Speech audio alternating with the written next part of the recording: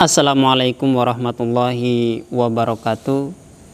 Hamdan syukran lillah, la haula wala quwata illa billah.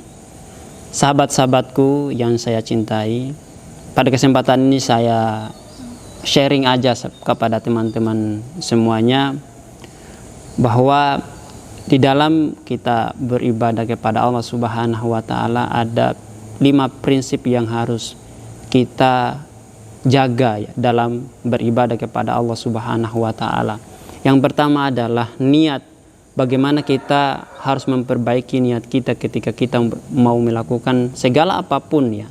Kita mau bekerja, mau pergi kemanapun, atau kita mau melakukan sesuatu yang mulai dari yang kecil sampai yang besar, kita itu benar-benar harus meluruskan niat kita semata-mata hanya mengharapkan ridho dari Allah Subhanahu wa taala. Jangan sampai apa yang kita lakukan itu niatnya melanggar koridor-koridor dari apa yang sudah ditentukan oleh Allah Subhanahu wa taala.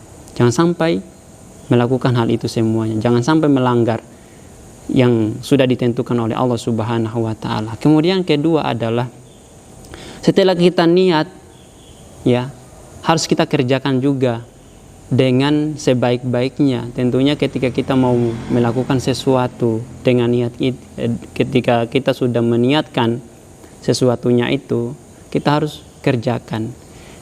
Dalam mengerjakan apa yang kita sudah niatkan tadi, harus dipastikan bahwa apa yang kita lakukan itu benar-benar tidak melanggar syariat Allah Subhanahu wa taala.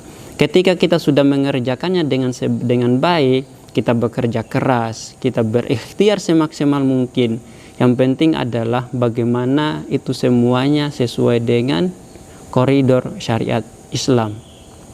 Kemudian yang ketiga adalah ketika kita sudah bekerja keras, kita melakukannya dengan sebaik-baiknya, berikhtiar dengan bersungguh-sungguh, yaitu jangan lupa untuk bersabar. Karena kenapa?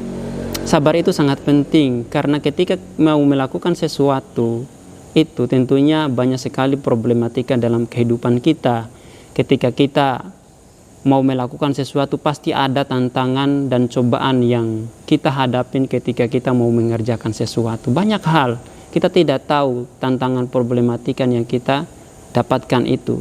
Maka pentingnya yaitu bersabar. Kita lakukan dengan bersabar apapun kondisinya. Ketika kita mau berikhtiar, mau melakukan sesuatu apa yang sudah kita niatkan, baik itu untuk mencari ridhonya Allah Subhanahu wa taala, tentunya kita harus melakukan dengan sabar. Banyak sekali cobaan-cobaan yang kita hadapi. Kemudian yang keempat adalah jangan lupa kita harus bersyukur segala apa yang Allah berikan kepada kita, segala apa yang Allah karuniakan kepada kita. Karena ketika kita tidak bersyukur, ketika kita tidak merasa bersyukur segala apa yang Allah berikan kepada kita, maka kita akan menjadi orang-orang yang kufur nikmat. Kenapa? Karena mulai dari ujung kaki sampai ujung rambut itu adalah merupakan sebuah kenikmatan yang Allah berikan kepada kita. Allah berikan kita kaki lengkap, tangan lengkap, kemudian mata, telinga, kepala, semua anggota tubuh kita ini adalah utuh.